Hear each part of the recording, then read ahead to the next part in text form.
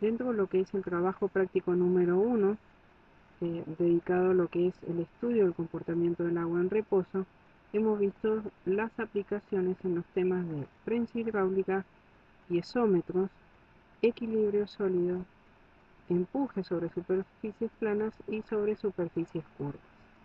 Ahora nos queda el último tema, que es el estudio del equilibrio de cuerpos flotantes.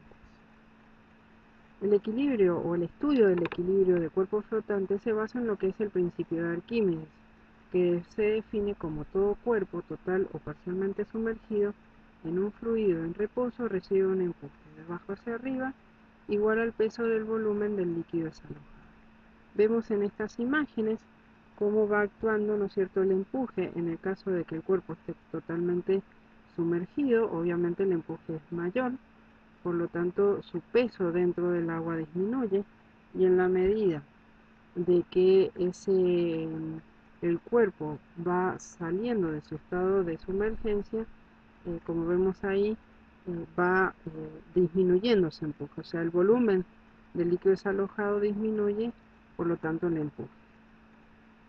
Y como vemos al final, va ganando peso el cuerpo en la medida que el empuje es menor. En la segunda imagen vemos representado a qué se refiere ese líquido desalojado cuando un determinado cuerpo lo sumergimos dentro, ¿no es cierto?, en un recipiente con agua. Vemos que se genera ese empuje y ese aumento de volumen, que sería el volumen del líquido desalojado. Simplemente esto es una representación de lo que significa el principio de Arquímedes. Si vamos al caso del ejercicio 37, podemos hacer uso de este concepto. Entonces dice determinar el volumen y el peso específico de una piedra que pesa 54 kilos. Si la introducimos en un recipiente con agua y se la vuelve a pesar, da un peso de 24 kilos.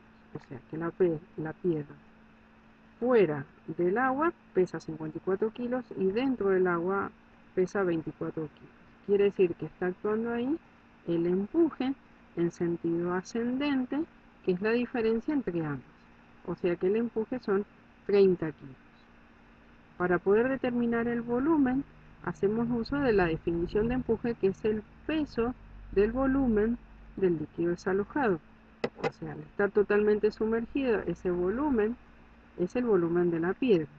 Entonces, como E, el empuje, es igual al gamma por B, y necesitamos conocer el volumen de la piedra, podemos despejarlo. Se me quedará volumen de la piedra igual al peso dividido el gamma, que el gamma es el gamma líquido. Tomando 1000 kilos por metro cúbico de peso específico, puedo obtener que el volumen de la piedra es igual a 0.03 metros cúbicos. Entonces ya tengo determinado volumen. El peso específico de la piedra lo determino a partir de la definición de peso. Peso es igual a peso específico por volumen. Quiere decir entonces que ya puedo despejar el peso específico de la piedra porque tengo su peso y su volumen. La relación de ambas me da un peso específico de 1800 kilos por metro cúbico. Es una aplicación muy simple del concepto del principio de Arquímedes. El equilibrio de cuerpos flotantes ya se refiere a lo que son buques, como estamos viendo en el caso del ejemplo, de la imagen, es el caso de barcazas, el caso de cajones de flotación o de un tirante de madera. Cualquier cuerpo que se encuentre flotando. Este estudio se basa en la premisa de que el peso es igual al empuje. Y lo que se hace es analizar las condiciones de flotación. Esas condiciones de flotación las vamos a denominar equilibrio estable, equilibrio inestable o equilibrio indiferente. ¿Cómo las calculamos o cómo las determinamos? Calculando una distancia metacéntrica, ¿sí?, que es la distancia entre un punto que denominamos metacentro y el centro de carena. El centro de carena se corresponde con el volumen sumergido. Comparando esa distancia metacéntrica con la distancia que se tiene entre el centro de gravedad del cuerpo y el centro de carena, que dijimos que corresponde al volumen sumergido, podrá dar como resultado si el equilibrio es estable, cuando esa distancia metacéntrica es mayor a la distancia entre GC, será inestable cuando esa distancia metacéntrica será menor que GC y tengo un equilibrio indiferente cuando ambas distancias son iguales. Entonces, ¿esto de dónde surge?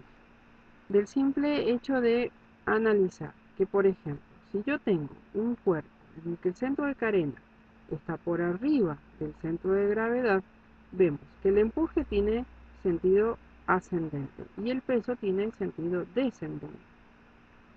Si por alguna razón se lo saca de equilibrio con ese par M, se genera un par entre empuje y peso que lo equilibre, o sea, en el sentido contrario. Quiere decir que es la situación ideal, que yo tenga el centro de carena por arriba del centro de gravedad, porque si un momento me lo saca de equilibrio, se genera ese par equilibrado. Ahora, ¿qué pasa si el centro de gravedad está por arriba del centro de carena? ¿Qué es lo que comúnmente va a ocurrir cuando analicemos una barcaza, un buque, un cajón de flotación, un tirante de mano? Centro de gravedad por arriba del centro de carena. El peso sigue siendo descendente y el empuje ascendente. Si actúa un par que lo saca de equilibrio, estamos viendo que ahí se va a generar otro par entre peso y empuje que no lo equilibra. Es más, colabora con el par desequilibrante. O sea que sería una situación en la que no querríamos. Pero como dijimos al principio, en cualquier cuerpo flotante que nosotros analicemos, el centro de gravedad va a estar por encima del centro de carena. Lo que se va a buscar es que el metacentro, ¿sí?, es ubicar el metacentro para poder definir si ese equilibrio es estable o si es inestable. Entonces, si yo tengo mi cuerpo en equilibrio, digamos, en su condición original, tendré sumergido o parcialmente va a estar sumergido, voy a tener un centro de gravedad que corresponde al cuerpo y un centro de carena 1 que va a corresponder a ese volumen sumergido. En el centro de gravedad estará actuando el peso y en el centro de carena estará actuando el empuje ascendente. Si yo tengo un par que lo saca del equilibrio, como vemos ese par M que me está girando, ¿no es cierto?, el cuerpo, Z1 estaría representando su eje de simetría. Vemos que al girarse el cuerpo cambia la forma del volumen sumergido, con lo cual va a cambiar la posición del centro de carena y pasa a la posición C2. El centro de gravedad sigue estando en el mismo lugar porque el cuerpo es el mismo, lo que cambia es el volumen sumergido. Si yo hago pasar una vertical por ese punto, ese C2, ese centro de carena 2, ahora con el cuerpo girado, la vertical que corta al eje de simetría Z, ¿sí?, en ese punto de intersección encuentro el metacentro. Entonces, ahí estamos viendo que la distancia entre el metacentro M y el centro de carena C1 es mayor a la distancia entre el centro de gravedad y el centro de carena C1. Si nosotros tenemos el par colocado, ¿no es cierto?, o el peso descendente y el empuje ascendente en C2, se genera el par que lo estabiliza. Y por lo tanto, el equilibrio es estable. O sea, distancia metacéntrica mayor a la distancia entre ejes. 1. En el gráfico de la derecha, estamos viendo que cuando yo paso la vertical por el punto C2, el punto que intersecta, ¿no es cierto?, esa vertical con el eje de simetría que me viene a dar el metacentro, vemos que la distancia metacéntrica MC1 es menor a la distancia entre el centro de gravedad y el centro de carena C1. Y en ese caso, si vemos el par que me genera peso y empuje pasando por C2, es desequilibrante, o sea, sigue colaborando con el par que me lo saca de equilibrio. Entonces decimos que el equilibrio del cuerpo es inestable. ¿Cómo se calcula entonces en cualquier cuerpo la distancia metacéntrica? Esta distancia metacéntrica se calcula para lo que se denomina rolido y cabeceo. El rolido es el giro del cuerpo con respecto a su menor dimensión y el cabeceo es el giro del cuerpo con respecto a su mayor dimensión. Quiere decir que en el caso de la figura, el rolido se estaría tomando con respecto a la distancia AB y el cabeceo con respecto a la distancia AD. Vemos ahí en celeste marcado lo que es la línea de flotación que me va a formar la superficie de flotación. Superficie de flotación es la intersección del cuerpo con el nivel de agua. Entonces, la distancia metacéntrica, para calcularla con respecto al rolido, decimos que es el momento de inercia de la superficie de flotación con respecto al eje al cual estoy analizando el rolido, dividido el volumen de carena. El volumen de carena es el volumen que está sumergido. Y el cabeceo será, la distancia metacéntrica para el cabeceo es el momento de inercia de la superficie de flotación con respecto al eje que me produce el cabeceo, dividido el volumen de carena, que repetimos es el volumen sumergido. Entonces, con estas expresiones calculamos distancia metacéntrica y luego con los datos geométricos calcularemos la distancia entre el centro de gravedad del cuerpo y el centro de carena en función de lo que se encuentre sumergido. Vamos al caso de un ejercicio para ver su aplicación. El ejercicio 43 es un cajón de flotación. Dice verificar condición de estabilidad del cajón de flotación de la figura. Estamos viendo que me da todas sus dimensiones. A, que son 12 metros, un ancho B, que son 5 metros, y una altura de 8 metros. Este cajón tiene un espesor de 10 centímetros en cada uno de sus componentes, losa de fondo y muros. Me da como dato también el peso específico del hormigón, que son 2.400 kilos por metro cúbico, y el peso específico del agua, que en este caso son 1.090 kilos por metro cúbico. O sea, tendré que encontrar la distancia metacéntrica, como veíamos recién, y compararla con la distancia entre centro de gravedad y centro de carga. Entonces dijimos que la distancia metacéntrica estaba en función de la superficie de flotación, que es la que estamos viendo que está coloreada con azul. Dijimos que era la intersección entre lo que es el volumen sumergido, el cuerpo sumergido, y la línea de flotación con respecto al volumen de carena. Y el volumen de carena es lo que yo tengo sumergido, es la parte sumergida, que en este cajón de flotación será la dimensión A, ¿sí?, por el ancho B, por una altura T, que es el volumen sumergido. Esta altura T se la denomina calado, y como vemos, no la tenemos como dato, pero sí la podemos calcular. Ahora, ¿cómo la calculamos? Planteando que peso es igual al empuje. ¿Y peso qué es igual? A peso específico por volumen. En nuestro caso será el volumen de cada una de las partes, o sea, losa de fondo y el peso y el volumen de los muros. Eso será peso. Entonces, ese volumen multiplicado por el peso específico del hormigón me dará el peso. El empuje está asociado al volumen del líquido desalojado, peso del volumen del líquido desalojado, o sea, será el volumen sumergido, volumen de carena, por el peso específico del agua. Volumen de carena es igual a A por el ancho B por T. Entonces, haciendo la igualdad del peso, que lo podemos calcular, igual a el gamma del agua por el ancho A, por el largo A por el ancho B por T, ahí puedo despejar el calado T y calcularlo.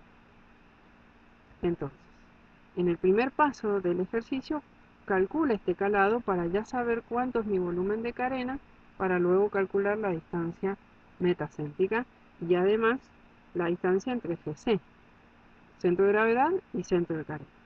Entonces, primero tengo que calcular el peso. El peso del cajón será el peso de la losa de fondo más el peso de los muros. O sea, losa de fondo tiene dimensiones A por B por el espesor, ¿sí?, de la losa, por el peso específico del hormigón. Y luego consideraré los 4 muros. Primero en el ejercicio estaría considerando el muro que tiene el muro de mayor dimensión A, pero le ha descontado los dos espesores, ¿sí? O el espesor de los dos muros laterales. Por eso aparece como A menos 2 veces el espesor por la altura de este muro, que es la dimensión C descontada la losa de fondo, C menos C. Por el E obtendré el volumen, por el espesor del muro obtendré el volumen y por el peso específico obtendré el peso. Multiplico por 2 para los dos muros de dimensión A. Y luego considera el muro de ancho B. Entonces será B por la altura C descontado el espesor de la losa, por el espesor del muro para obtener volumen, multiplicado por el peso específico me dará el peso. Multiplicado por 2 será el peso de los dos muros. Entonces de esa manera reemplazo obviamente cada uno de los datos y obtengo que el peso del cajón son 78.106 kilos. Bien, ya obtuve el peso. Quiere decir entonces que ahora voy a hacer la igualdad. Peso igual a empuje. Dijimos que el empuje era el gamma del agua, que son los 1090 kilos por metro cúbico, y el volumen de carena, que es la parte sumergida. A por B por T. Despejo T y ahí encuentro el calado, que es igual a 1.19 metros. Ya sé entonces ahora que si el calado es 1,19 m, el centro de carena se va a encontrar a la mitad de la altura. Me queda conocer ahora cuánto es el centro de gravedad del cajón, que también lo puedo determinar porque tengo los datos para poder calcular. Entonces dice, para la ubicación espacial del centro de gravedad vamos a considerar que en el plano XY, ¿sí?, el cajón de flotación es simétrico, o sea que el centro de gravedad se va a encontrar, ¿no es cierto?, en la intersección de los dos ejes simétricos, o sea, va a estar en el medio. Solo resta conocer cuánto es su valor en la altura, ¿sí?, en el eje Z, o sea, en altura. O sea, ya sé entonces que está en el centro, digamos, de lo que sería el cajón, basta conocer a qué altura. Se va a tomar como referencia la base del cajón para poder calcular el centro de gravedad. Y se va a utilizar el teorema de Varignon. El teorema de Varignon dice, esa ecuación que tengo a la derecha del esquema del cajón, en este caso sería que el peso del cajón, o sea, el peso total del cajón, por la distancia a su centro de gravedad, será igual a la sumatoria de los pesos de cada uno de los componentes por la distancia de su centro de gravedad a la referencia, que es la base del cajón, de cada uno de los componentes. Entonces voy haciendo peso y distancia del centro de gravedad de cada uno de los componentes. Lo sumo, dividido por el peso del cajón, y obtendré el centro de gravedad de todo el cajón. Entonces, por ejemplo, tomo la losa de fondo. La losa de fondo será el largo A por el ancho B, ¿sí?, por el espesor me va a dar volumen. Si multiplico por peso específico del hormigón, me va a dar el peso. Y la distancia a su centro de gravedad con respecto a la referencia, que es la base del cajón, será el espesor sobre 2. Entonces ese es el primer sumando que vemos en la ecuación. Luego tendré los muros laterales de mayor dimensión, que son los de dimensión A. Le restaba ya en un principio los dos espesores, ¿no es cierto?, el espesor de los dos muros laterales de ancho B, ¿sí?, se lo resto al espesor. Esa dimensión por la altura C menos el espesor de la losa de fondo es la que estamos viendo como C'. Ahí tendré la dimensión A restándole los dos muros por el C', por el espesor del muro me va a dar el volumen. Multiplico por el peso específico para que me dé el peso, y la distancia de su centro de gravedad a la referencia, que es la base del cajón, será el centro de gravedad del muro de altura C', o sea C' sobre 2, más la distancia, ¿no es cierto?, del espesor de la losa para tomar como referencia la base del cajón. O sea, por eso tenemos el C' sobre 2 más el espesor. Y lo mismo hacemos con los muros laterales de ancho B. Entonces, acá en la ecuación ha sacado factor común el peso específico del hormigón y ha dividido por el peso. Ahí obtengo que la distancia del centro de gravedad del cajón son 3 metros, punto 31. Quiere decir entonces que yo ahora puedo ya ubicar o calcular la distancia entre centro de gravedad y centro de carga. Entonces, centro de gravedad es la distancia 3.31 que acabo de terminar. El centro de carena dijimos que está a la mitad de la altura T2, de la altura T, o sea, sería T sobre 2. Entonces, la distancia CG será G al centro de gravedad menos el centro de carena. Ahí me queda una distancia CG de 2.72 metros aproximadamente. Ahora necesitamos conocer la distancia metacéntrica. La distancia metacéntrica dijimos que vamos a calcular los momentos de inercia de la superficie de flotación para rolido y para cabeceo. Y repetimos, la superficie de flotación es la intersección del cuerpo sumergido con la superficie del agua. Entonces, en nuestro ejemplo, vemos que la dimensión B es la que está, ¿no es cierto?, afectada al rolido, y la dimensión A es la que está afectada al cabeceo.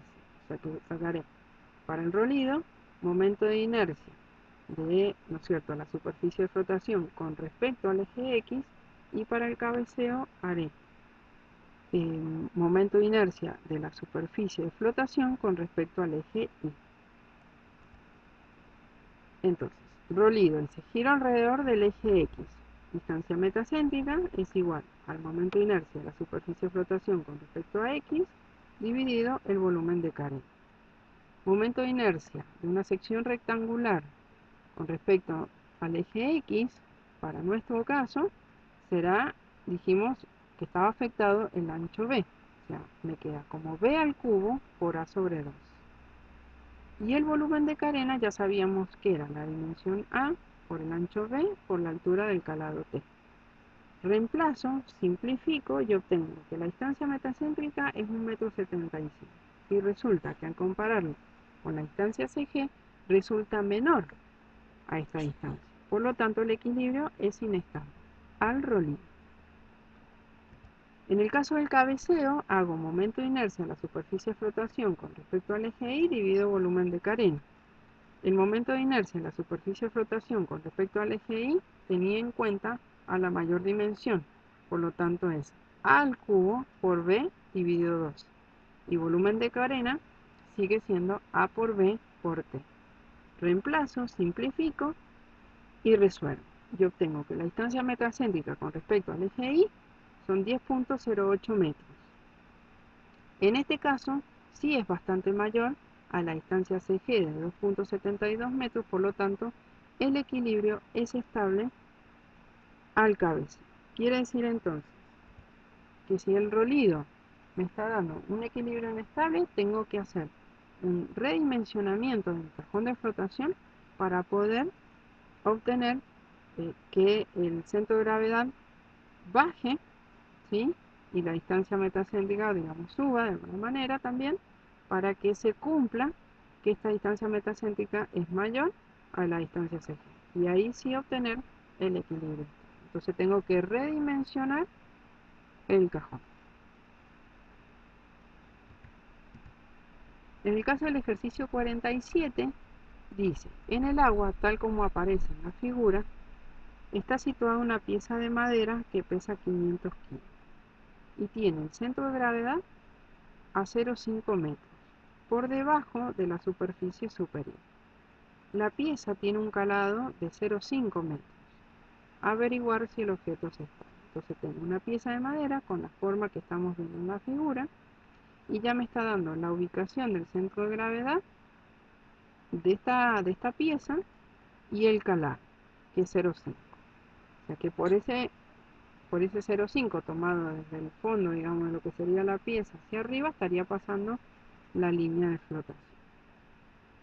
Entonces, tengo que averiguar si ese está. Tengo que calcular distancia metacéntrica. La distancia metacéntrica se calculaba con el momento de inercia de la superficie de flotación con respecto al volumen de carena. Entonces tendré que determinar cuánto es el volumen de carena y cuáles son las superficies de flotación, ¿no es cierto?, para considerar o para poder calcular la distancia metacéntrica. Entonces, el volumen de carena lo vamos a obtener, dice la ubicación del centro de carena se obtiene aplicando el teorema de Varignon al volumen sumergido.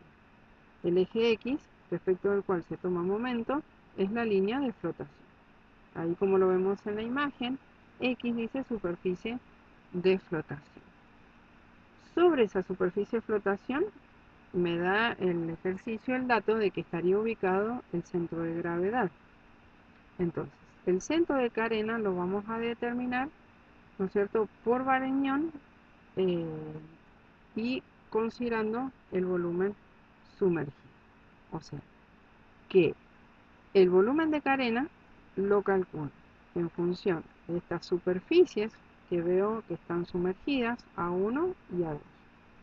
Estas superficies son triangulares, o sea que me quedará, según los datos que estamos viendo en la imagen, base por altura del triángulo, o sea 0,5 por 0,5 dividido 2, por 1, que es el largo que tiene, digamos, la longitud que tiene la pieza, y por 2 porque son las dos superficies iguales. O sea que el volumen de carena es 0,25 metros cúbicos. Para encontrar la distancia GC, ¿sí?, también aplicamos Varignon, en el que estamos viendo acá que la distancia GC, ¿sí?, de las dos superficies A1 más A2 se va a calcular en forma individual, ¿no es cierto?, para la superficie A1 y su distancia a su centro de gravedad, que es la distancia de, ¿no es cierto?, que yo tengo desde el eje X al centro de gravedad de cada triángulo. O sea, es el área A1, que yo la conozco, por la distancia a su centro de gravedad tomado, ¿no es cierto?, o desde su centro de gravedad hacia el eje X. Esa distancia es 1/3 de la altura, o sea, 0,5 sobre 3. Para las dos áreas es lo mismo porque tenemos las mismas dimensiones. Entonces, de ahí puedo despejar GC, que me queda igual a 0,17 metros. Quiere decir que ahora solamente resta conocer las distancias metacéntricas. Para conocer la distancia metacéntrica tengo que calcular los momentos de inercia de la superficie de flotación, que como vemos ahora la superficie de flotación son estos dos rectángulos que están separados a una determinada distancia. Vemos ahí que entre ellos hay 2,5 metros, ¿sí?, tiene un largo de una longitud de 1 metro, largo 1 metro, y ancho de cada rectángulo son 0,5. Son los rectángulos que estarían representados, perdón, me vuelvo a la primera imagen, ¿sí?, donde está en contacto, que no está justamente la gráfica mostrando eso, pero son estas líneas punteadas de los triángulos que vemos abajo, el volumen sumergido. Y ahí tengo mi línea de flotación, o mi superficie de flotación, con lo cual forma un rectángulo de un largo 1 metro y ancho 50 centímetros. Entonces volvemos a la imagen de superficie de flotación para poder calcular el momento de inercia. El momento de inercia, ¿no es cierto?, o para lo que sería el rolido, que sería con respecto al eje X. O sea, que tendré la dimensión de 1 metro elevada al cubo. O sea, será el 1 metro elevado al cubo por 0,5 dividido 12 por 2. Son dos rectángulos, donde el eje está pasando por su centro de gravedad. Entonces, momento de inercia con respecto al eje X es 2 por 0,5 por 1 al cubo dividido 2. Y el momento de inercia con respecto al eje Y, acá sí vemos que los dos rectángulos están, digamos, a una distancia de 1 metro si yo lo tomo desde su centro de gravedad al eje al cual estoy calculando el momento de inercia. Por lo tanto, el momento de inercia con respecto al eje Y será el momento de inercia de cada una, ¿no es cierto?, de los rectángulos con respecto al eje que pasa por su centro de gravedad, más, ahora tengo que sumarle la distancia al eje al cual lo estoy calculando, que es, se calcula esa distancia como sección, ¿sí?, por la distancia I sub G, sería la distancia al eje Y del centro de gravedad del rectángulo, al cuadrado. Entonces, momento de inercia con respecto a I es momento de inercia del rectángulo con respecto, ¿no es cierto?, a su centro de gravedad, más la distancia I sub G al cuadrado por la sección, multiplicado por 2 porque son dos rectángulos. Entonces, el momento de inercia del rectángulo, ¿sí?, con respecto al eje que pasa por su centro de gravedad, en este caso de cabeceo, será el 0,5 al cubo por 1, ¿sí?, dividido 12. Más la distancia I sub G, que como dijimos, si tengo 2,5 metros en total, menos dividido 2 sería 1,25, menos los 0,25, me quedará en 1 metro. Entonces esa distancia I sub G al cuadrado es 1 metro. Por la sección del rectángulo, que es 1 metro por 0,5. Ahí resuelvo y obtendré que el momento de inercia es 1.021. Las condiciones de equilibrio, entonces, ahora, para el rolido, obtendré que la distancia metacéntrica, ¿sí?, es con respecto al eje, tendría que ser, está al revés, con respecto al eje X. Entonces, me quedará momento de inercia con respecto al eje X dividido el volumen de carena. En este caso, cuando yo resuelvo, el equilibrio es estable, y para el caso del cabeceo es con respecto al eje Y. Entonces, el momento, la distancia metacéntrica sería con respecto al eje Y igual a momento de inercia con respecto al eje Y sobre el volumen de carena. Resolviendo también me queda un equilibrio estable al cabeceo. En este caso se encuentra cambiado los ejes, ¿sí? Con respecto al eje X sería el rolido y con respecto al eje Y sería el cabeceo. Al revés que como aparecen los subíndices en este ejemplo.